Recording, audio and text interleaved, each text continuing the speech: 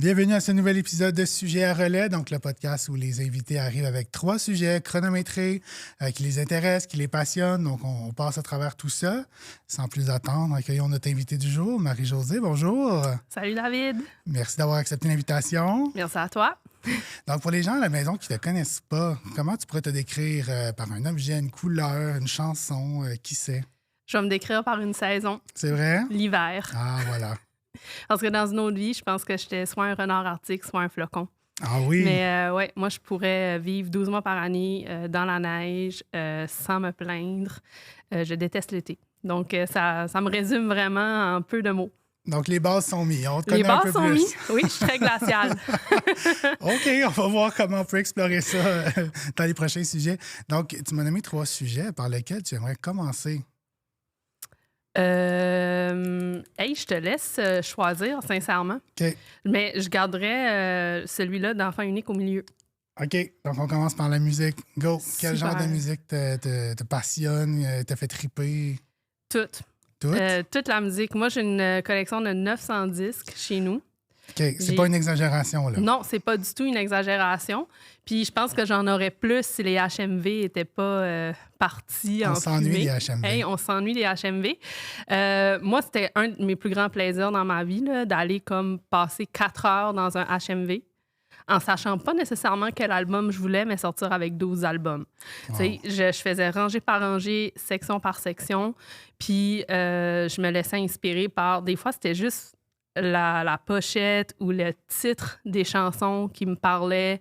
Peu importe, j'étais vraiment curieuse de découvrir. Puis, je suis quelqu'un qui prend vraiment la peine d'écouter un album du début à l'autre, de vraiment découvrir c'est quoi le chemin musical, l'histoire à travers l'album. Donc, je revenais, puis je déballais mes CD un par un, puis je le mettais dans mon Panasonic bleu. Oh, wow. T'en souviens, les CD players Panasonic? En as-tu eu un? J'en ai encore un. Ben moi aussi! Ben oui, un classique. J'en ai encore un. Ça, c'est une autre technologie que j'ai eu du mal à laisser tomber. Je sais pas pour toi, mais moi, j'ai pas pogné la mode MP3. Je suis tombé dans la mode MP3, mais j'avais quand même les CD à côté. J'avais Ouais, les moi, deux. j'ai eu un iPod, mais comme vraiment pour la forme. Puis j'étais tellement en retard dans mon achat d'iPod que comme un an après, c'était plus pertinent d'avoir Ah un oui. iPod, tu sais. Parce que j'ai vraiment eu mon CD player le plus longtemps possible. J'étais la seule à me promener avec ça à l'université. J'allais marcher, j'avais mon CD player dans mes mains. Mais ouais, avec la musique, ça occupe une très grande place dans ma vie. Mon métier, c'est d'écrire. Donc, quand je crée, j'ai toujours une trame sonore en background. Puis, je suis capable d'écrire avec des paroles. OK. Je chante même en écrivant des fois. Ah oui, ça te déconcentre pas. Ça me là. déconcentre pas. J'ai pas besoin que ça soit juste musical. Tu sais, c'est vraiment comme des moods du moment. Fait que, dépendamment du projet, qu'est-ce que ça m'évoque, qu'est-ce que ça m'inspire, ben, j'ai tout le temps de la musique qui joue. J'ai comme besoin de ce bourdonnement-là constant pour comme rentrer dans ma zone créative.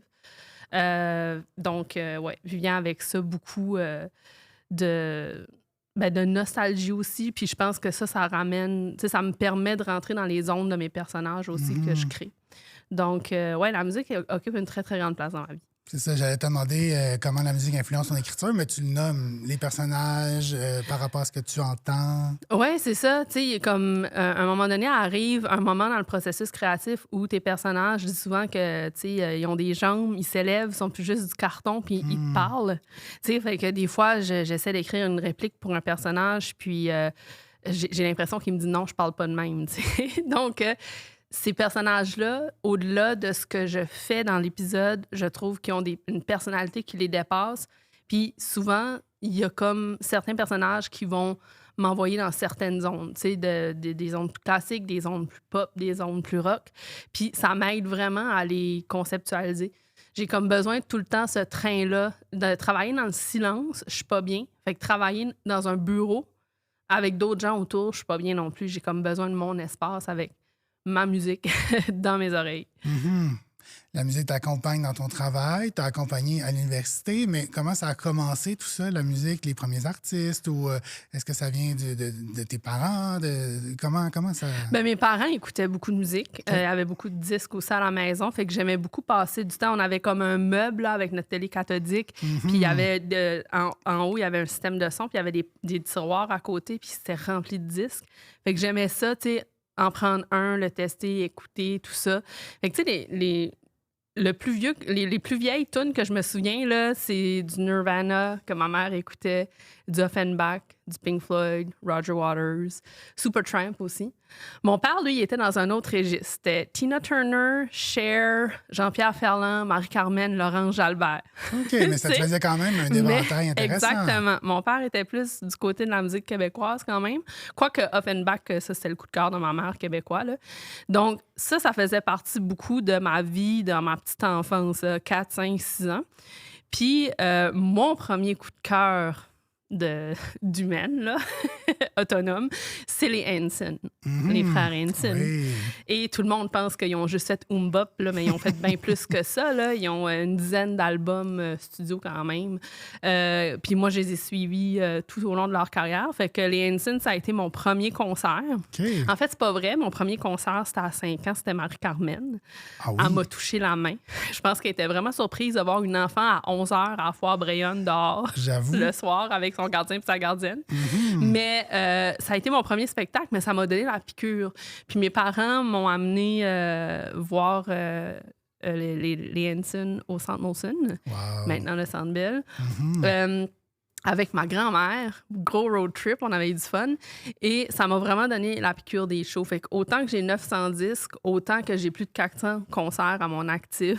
C'est ça, depuis. j'allais dire, les spectacles sont partis de C'est ta au vie. cœur de là. ma vie. Voilà. Comme autant que je milite pour un hiver 12 mois par année, je pourrais sincèrement aller voir un spectacle chaque soir de ma vie. Ah oui, Tu sais, vraiment, je ça pourrais serait faire l'idéal ça. pour toi, là. Oui, c'est sûr que, tu sais, c'est pas évident à tout... Oui, la réalité est mettre autre ça chose. La réalité est autre chose parce que mon horaire me permet pas nécessairement de sortir à tous les soirs, mais quand je suis dans une salle de spectacle devant un artiste qui nous donne accès à sa vulnérabilité sur scène, à son art, ben je suis tellement comme... C'est comme si je connecte parce que moi, je crée différemment. Je suis pas du tout dans la musique, je joue pas d'instrument de musique, mais je crée aussi. Fait qu'on dirait que je vois le processus créatif qu'il y a derrière la mise en scène de leur spectacle. Puis je suis tellement dans un moment où est-ce que je suis juste bien, où est-ce que je sens une plénitude, où est-ce que je me sens sur mon X, tu sais, parce que je suis comme vraiment en train de vivre live la création de cet artiste-là, tu sais. Fait que moi, des concerts, j'en vois des dizaines par année. Je voyage pas beaucoup, mais je regarde énormément de concerts. Puis quand je voyage, je m'arrange pour aller voir un concert. Tu sais, fait que, mettons, Pourquoi quand je suis allée pas? au Danemark, je suis allée voir Bruce Springsteen. Je me suis dit, je vais combiner les deux. Parce qu'un voyage, pas de musique, ça fonctionne pas pour moi. Oui, c'est comme un Donc, bonus ou un essentiel, en fait. Là. Oui. Puis les artistes que j'aime, je retourne les voir. Tu sais, Bruce Springsteen, j'ai vu 2 fois. Les Hanson, je suis rendue à 8.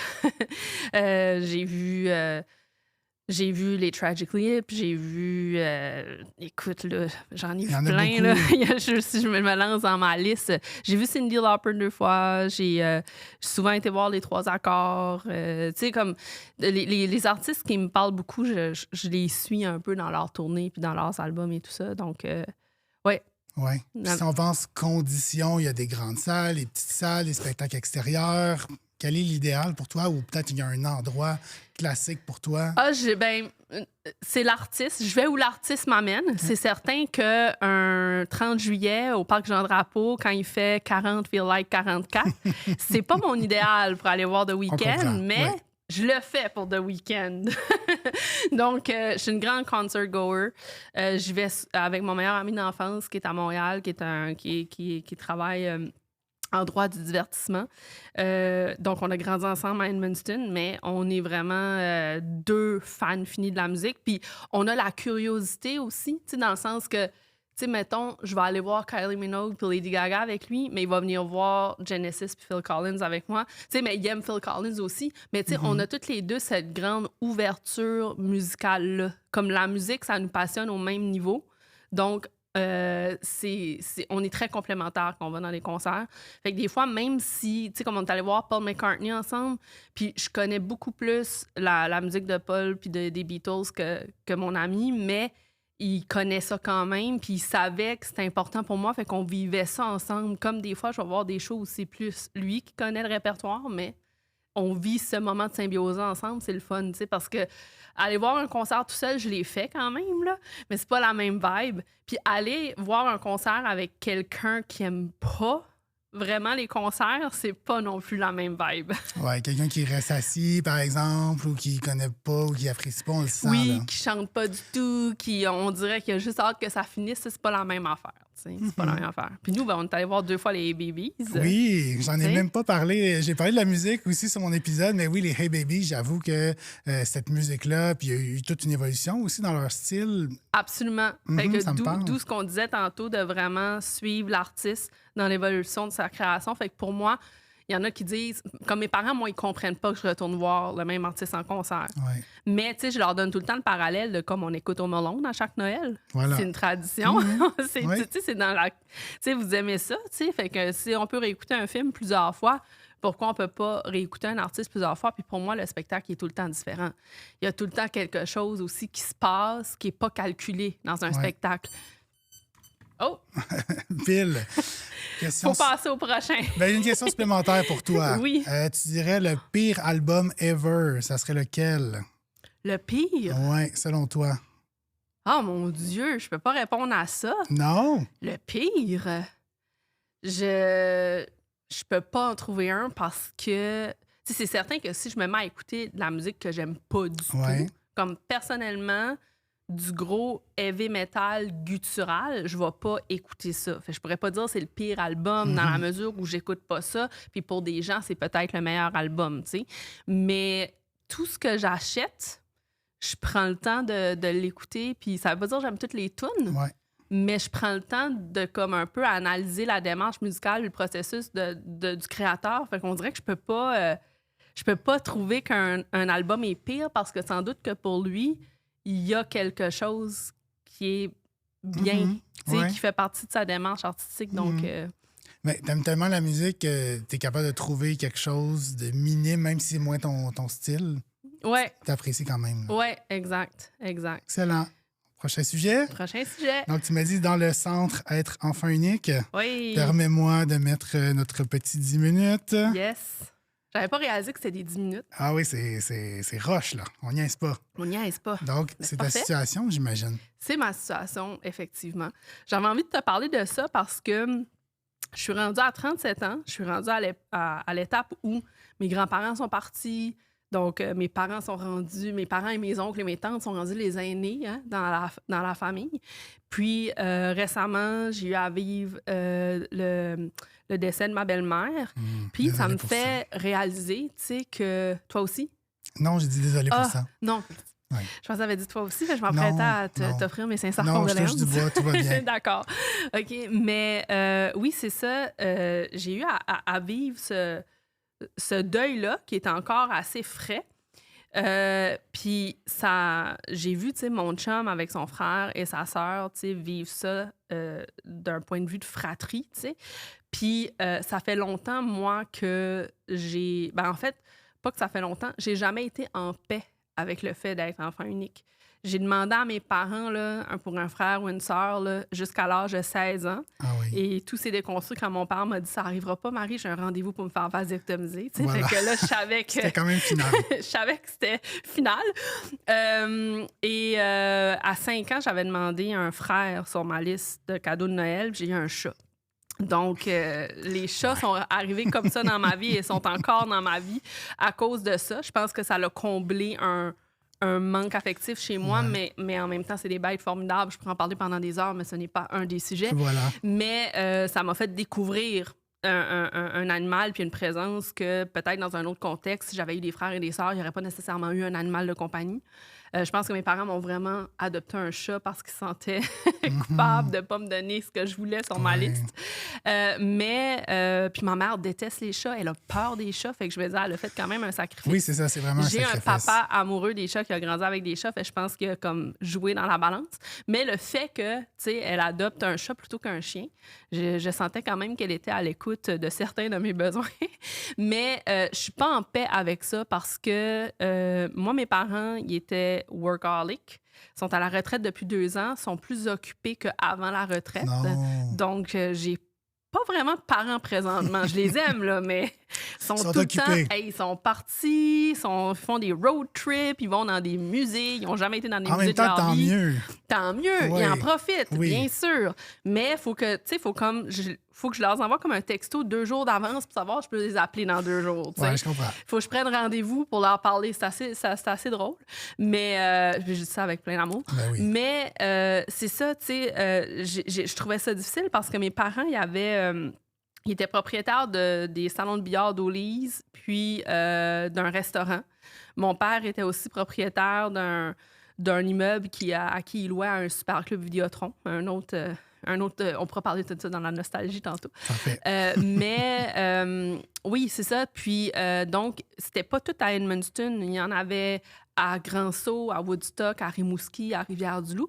Fait que mes parents étaient quand même appelés à se déplacer souvent, surtout l'été, quand les gérants de tous ces commerces-là devaient prendre des vacances. Mais c'est mes parents qui les remplaçaient, tu sais. Donc, moi, des vacances d'été en famille, ça existe pas. Ouais. Tu sais, ça existe juste pas parce que... pis c'est pas parce que j'ai des parents absents puis tout ça, c'est juste que l'été, c'est le pic. L'agenda était rempli. Tu sais, Là. pour les parties, pour tu sais, le restaurant, c'est là qu'il y a du tourisme, tout ça. Donc, c'est pas là où est-ce qu'on prenait des vacances. Moi, je suis née un 23 août quand même, fait que ça, c'était proche de la rentrée scolaire. On faisait tout le temps comme un 2 nuits à Québec pour ma fête. Oui, quand même. Mais, tu sais, là, je voyais toutes mes amies, là, on s'en va 2 semaines à l'île du Prince-Édouard ou peu importe où. Là. Mes parents sont en vacances, mais j'ai jamais vécu ça. J'ai fait un seul voyage avec mes parents, c'était pour aller à Disney. J'avais 8 ans. J'ai adoré. Je m'en souviens comme si c'était hier. On pourrait s'en parler longuement. On pourrait s'en parler longuement, je le sais. Mais c'est ça, on n'a pas répété ça dans le temps. Ouais. Ça créait, pas que j'avais besoin de voyager, là, tu sais, mais cette proximité-là de dire, hey, pendant 2 semaines en famille, on décroche, ou 1 semaine, je vivais pas ça avec mes parents. Ils me disaient tout le temps, tu vas voir, quand on va être à la retraite, là, on va tout le temps aller te voir, on va en faire des activités, on va aller en Italie, on va, tu sais. On n'a rien fait de ça et ça fait 2 ans, mais bon. Mais c'est ça, tu sais, fait que je me disais, si j'avais eu un frère ou une sœur, je pense que j'aurais pu, tu sais, ma solitude, j'aurais pu un peu la partager, puis probablement que j'aurais pas senti autant la solitude parce que j'aurais eu tu sais, un compagnon avec qui jouer, avec qui m'amuser. Ça m'a amené beaucoup, donc, à créer, tu sais, mes propres jeux, mes propres activités, à faire appel à mon propre imaginaire. Parce que l'été, justement, mes amis partaient souvent en vacances, là, où ils faisaient des camps d'été le jour. Fait que là, c'est juste le soir, quand ils revenaient du camp d'été, que je pouvais jouer avec eux. Fait qu'il fallait vraiment que je sois créative puis que je trouve des solutions. Puis plus j'avance en âge, plus je trouve ça vertigineux d'être enfant unique parce que je me dis, moi, quand mes parents vont être malades, je gère ça seule. Puis c'est pas tant la gestion de dire, OK, il faut que je parle tu sais, au salon funéraire pour les arrangements. C'est pas tant cette gestion-là qui me fait peur, mais plus le fait que je vais partager cette peine-là, la peine de perdre un parent seule. Oui, mon conjoint va être là comme en tant que beau-fils. Oui, mes amis vont être là, qui connaissent, mes amis proches qui connaissent mes parents. Ma tante perd une sœur, mon oncle perd un frère. Mais tu sais, comme je suis la seule qui va le vivre comme enfant. Voilà. Puis je suis comme, aïe, je trouve ça rough. Je trouve ça rough parce que c'est comme, quand mes parents sont plus là, je suis comme seule dans ma lignée qui est rendu l'aîné, là. Un peu comme je disais tantôt, les grands-parents sont partis, mes parents sont là. Fait que je trouve ça vraiment particulier être enfant unique. Puis je sais aussi qu'on est dans une ère où est-ce que, tu sais, la population est en décroissance, il y a moins de grandes fratries. La moyenne, je pense, c'est comme 1,3 enfants par ménage. Tu sais, donc, je me dis, on va être de plus en plus nombreux à vivre ça. Puis moi-même, je me questionne, tu sais, j'aimerais ça avoir des enfants. Puis je me dis, à l'âge que j'ai, j'en ai-tu juste un? En même temps, je me suis tout le temps promis que je ferais pas juste un enfant, que si j'étais pour en faire un, j'en ferais deux parce que je voulais pas que mon enfant ait cette... Si tu veux pas recréer ça pour ton enfant. Ben oui, tu sais, fait que je suis comme dans ces grands questionnements-là qui m'habitent énormément parce que j'ai comme... tu sais, je me suis recréée quand même une fratrie au fil du temps. Moi, ma meilleure amie d'enfance que je connais depuis que j'ai 4 ans, elle habite pas très loin de Laval. Puis elle travaille à Québec, fait qu'elle fait un peu les deux. Mais c'est un peu hasard, là. Tu sais, on s'est pas arrangé pour se suivre. C'est qu'elle est ingénieure, puis elle a eu un emploi, puis elle a juste comme continué à travailler dans le domaine et tout. Puis mon meilleur ami, qui vient à des concerts avec moi, lui aussi, tu sais, c'était pas nécessairement... tu sais, il venait étudier à Montréal, mais c'était pas comme nécessairement un absolu qui allait rester à Montréal. Puis moi, j'ai commencé mes études à Sherbrooke. Puis après ça, j'ai transféré à Montréal parce qu'il y avait un bac sur mesure qui s'ouvrait dans la discipline que j'étudiais dedans. Fait que c'est même pas calculé qu'on se retrouve les trois, tu sais, dans la grande région de Montréal, mais sont là. Fait que c'est comme, je les vois quand même sur une base régulière. Fait que c'est comme un peu mon frère et ma sœur. Fait que je suis contente d'avoir ça. Mais ça reste qu'ils ont leur propre fratrie. Ils ont leur propre... Tu sais, puis je connais bien leurs parents. C'est comme des deuxièmes puis des quatrièmes parents pour moi. Mais ça reste que c'est pas le lien. Ouais, c'est pas le noyau principal. Exactement. Mhm. Exactement. Puis ça, c'est quelque chose qui vraiment m'habite beaucoup comme réflexion parce que on dirait que ça ne processe pas dans ma tête qu'à un moment donné, mes parents seront plus là. Puis que je partagerai pas ça, tu sais. Puis je veux dire, mes parents sont proches quand même en âge avec leurs frères et sœurs. Fait que je veux dire, c'est pas comme si j'avais toutes des tantes puis des oncles jeunes, là. Ouais.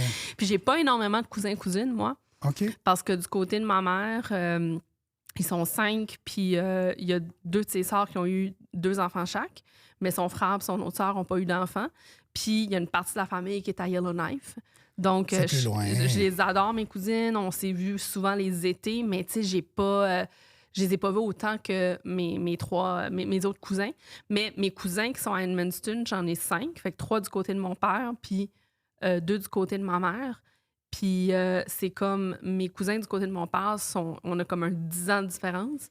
Puis ceux du côté de ma mère, c'est comme un 10 ans de différence. Fait que je suis comme encore comme celle qui est comme au milieu. Ouais. Fait que tu sais, quand je les vois, j'ai du fun là, à Noël puis tout ça. Mais c'est pas comme si c'est des frères et sœurs non plus comme j'aurais aimé. Tu sais. Mhm. Fait que c'est quelque chose qui est quand même beaucoup toujours dans ma tête, mais j'essaye de le voir comme qu'est-ce que ça m'a apporté. Je ne sais pas si aujourd'hui, je serais scénariste puis je créerais des univers si j'avais pas eu à... Ça t'a permis de développer ton imaginaire. Ouais, tu sais, si j'avais pas eu à devoir me divertir moi-même, peut-être que j'aurais été comme complètement dans une autre branche aussi. Peut-être. J'ai l'impression que ça l'a comme quand même constitué qui je suis. Probablement, tout ce qu'on vit fait en sorte qu'on est comme on est. Puis tes amis, dont qui tu es très proche, tu l'as nommé, ça te fait 2, 3 familles de plus, même si c'est pas le noyau qu'on souhaite. Ouais. Tu ne seras pas complètement seul. Non, exact. Voyons-le je suis pas en comme train de ça. dire que je suis seule. Non, là. non, mais on essaie Mais de oui, voir c'est les ça. côtés positifs. Je vais avoir quand même un soutien quand ça sera le temps de dire adieu à mes parents quand même. Et voilà. C'est ça que je me dis. Mais là, pour l'instant, c'est pas ce moment-là. Restons dans la joie. Non, on sort dans la retraite et ça Voilà, va très bien. c'est là, ça. Dernier sujet déjà, ça va vite. Donc, la nostalgie, les années 90. Yes. Qu'est-ce qui a été le plus marquant pour toi dans ces années-là? Le plus marquant pour moi, c'est, je dirais, les technologies qui, pour moi, étaient à leur summum, puis qu'on n'avait pas besoin de dénaturer. Ouais. Il y avait une espèce de lenteur, je trouve, dans la vie qu'on n'a plus aujourd'hui avec l'instantanéité et qui finit par m'agresser souvent. Moi, là, je ne sais pas si ça t'arrive souvent, là, mais mettons, quelqu'un va m'envoyer un courriel. Ça fait littéralement 30 secondes que le courriel est dans ma boîte. Je l'ai vu rentrer et on m'envoie aussi un texto et un messenger pour me dire « Je t'ai envoyé un texto, je t'ai envoyé un courriel, prière d'y répondre. » Je suis comme... Tu sais, je pourrais être en réunion, je pourrais être pas disponible en ce moment. Fait que cette espèce d'urgence-là, tout le monde veut tout maintenant comme si tout est la fin du monde. Puis c'est pas vrai. C'est comme des fausses urgences et j'ai de la difficulté avec ça. Il y a tellement de moyens de communication que je trouve génial. J'ai aimé, là, tu sais, je faisais partie de ceux qui étaient sur MSN. C'est vrai. Ça, c'est comme un gros deuil. T'étais-tu sur MSN? Oui, tout à fait. Tout à fait. Ça, moi, ça aurait pu rester comme ça toute notre vie, là, sans qu'on ait Facebook et tout ça. Puis il y a tellement de canaux de communication. Puis moi, ce que j'aimais de juste, mettons, le texto régulier, pas le texto, pardon, le courriel classique, c'est que tu reçois ça un peu comme une lettre à la poste, puis tu y réponds quand tu es dans cette disposition-là. T'sais. Là, je ne parle pas du courriel de travail. Non, tout ça, en là, général. Là. Mais même le courriel de travail, il y a des fausses urgences. Ouais. Mais tu sais, comme moi, j'ai beaucoup écrit à mes cousines à Yellowknife, justement, à des amis, on s'écrivait des lettres, tout ça, des membres de ma famille qui étaient dans d'autres régions. Puis comme le plaisir, tu sais, d'attendre que ça t'arrive, puis là, tu découvres la lettre, puis là, tu te réattelles à l'écriture d'une lettre. Mais le fait que tout le monde attend une réponse tout le temps, c'est vraiment aussi la susceptibilité des gens, là. Tu sais, des fois, je suis vraiment dans un rush, puis là, t'es-tu fâché après moi? Puis je suis comme, ben non, tu sais, c'est comme je suis pas sur Messenger 24/7. Non, c'est ça. Je réponds pas tout le temps assidûment à mes messengers. Puis je te vise pas en disant ça. mais c'est parce que je sais que des fois, je peux prendre du temps à te répondre aussi, mais c'est comme ça avec toutes mes communications. Ouais.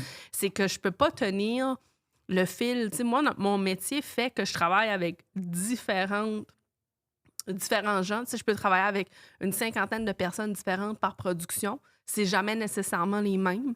Fait que c'est certain que j'ai ce flow-là, puis c'est pas tout le monde qui va m'écrire par courriel. Il y en a qui vont m'envoyer ça par texto. Il y en a qui vont m'envoyer leurs questions par Messenger.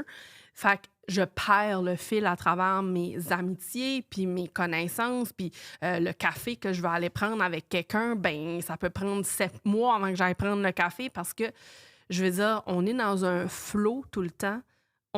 Puis cette espèce d'urgence-là, ça aussi, tu sais, plus j'avance, je trouvais ça bien enivrant là, à 20-25 ans, là, mais là, en ce moment, je suis comme, hey, j'ai besoin de me déposer. Puis je me surprends souvent à vouloir retourner dans cette période-là, où est-ce que, tu sais, vendredi soir, petite doudou, VHS du Roi Lion. Club vidéo. Ben oui, club vidéo. Fait que ça, c'était comme très traditionnel chez nous. À chaque vendredi soir, on s'en allait au Super Club Vidéotron. On se louait 2 vues. Puis le fameux sac de popcorn du Vidéotron. L'odeur aussi du Vidéotron. L'odeur que je la sens encore. Donc, c'était tout le temps... Ça, au moins, tu vois, ça, c'était une tradition qu'on avait en famille. Fait que mes parents, ils travaillaient très fort, mais le vendredi, avec ma mère, j'allais au Super Club Vidéotron. Souvent, j'écoutais le premier film sans mon père parce qu'il n'était pas arrivé de travailler. Fait que j'écoutais avec ma mère.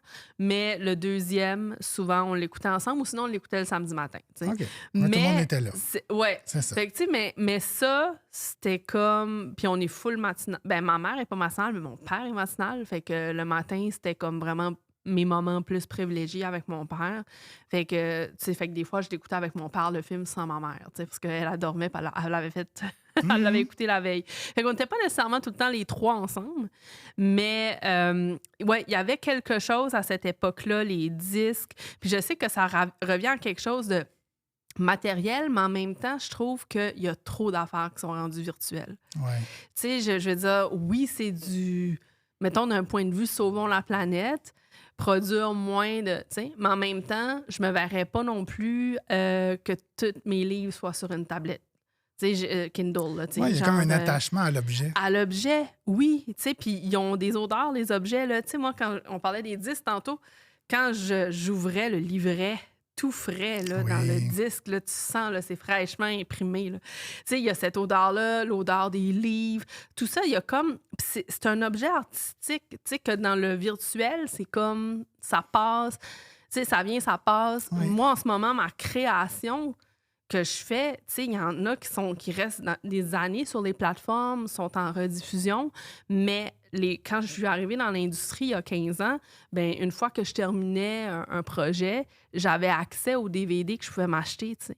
Là, c'est comme sur une clé USB. Après Ouais. ça, il y a eu la clé USB. Mais là, c'est même plus la clé USB, c'est comme un lien Vimeo qui expire dans 6 ans. Fait que là, je suis comme dans 6 ans, faut que je rappelle mon producteur pour lui dire, tu peux m'envoyer un autre lien Vimeo, s'il te plaît, parce que d'un coup, je veux l'écouter. Ou... Ben oui. Ça se peut qu'on veuille réécouter des trucs qu'on a fait pour, tu sais, se rappeler tel truc, s'inspirer pour une nouvelle œuvre, parce qu'il y a de la continuité dans la création aussi.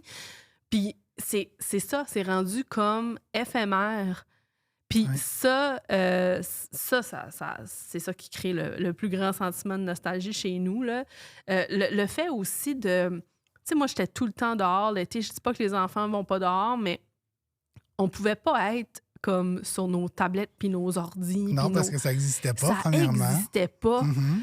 Tu sais, puis c'était comme écouter la télé là, un samedi après-midi, c'est parce qu'il mouillait dehors. Là. Oui, puis T'sais? c'était pas aussi intéressant que ça non plus. On n'avait pas accès à autant de contenu. Contenu qu'on a aujourd'hui, Voilà. exactement. Puis ça aussi, je trouve que ça a été fertile pour l'imaginaire, tu sais. Fait que moi, il y avait un ruisseau en arrière de chez nous. On jouait souvent là-dedans, moi puis mes amis. C'était pas profond, là. Tu sais, mais on était souvent là, il y avait des sentiers, tout ça. On était souvent en forêt. On avait des petites cabanes en forêt, tout ça. Tu sais, puis ça aussi, tu sais, je trouve qu'on retrouve moins ça. Tu sais, puis je vois les enfants de mes amis autour, puis, tu sais, mon conjoint, il y a des nièces et tout ça, puis, hey, je vois que sont pas là-dedans, là. C'est un tout autre monde. Puis je trouve ça triste aussi, des fois. Tu sais, il y a plein de belles autres affaires, là, on Oui. s'entend. Mais il y a quelque chose que je trouve qu'on a comme perdu un peu le contact avec, justement, la nature, l'objet. Tu sais, on est vraiment toutes dans nos bulles virtuelles énormément. Et je trouve ça dur, tu sais. Puis je me dis, ça va être quoi dans 10 ans, Ouais. 20 ans? Parce qu'avant, on avait ces moments-là rassembleurs, le club vidéo, peut-être certaines émissions qui étaient à une heure précise où on pouvait enregistrer, mais c'était quand même, il y avait moins d'offres. Oui. On se réunissait un peu plus quand Oui, même. tu sais, comme La Petite Vie, Oui. écouter Star Academy les dimanches. Tu sais, je veux dire, Complètement. c'était des rendez-vous parce qu'on n'avait pas, comme tu dis, on ne pouvait pas enregistrer là, à ce moment-là. Là.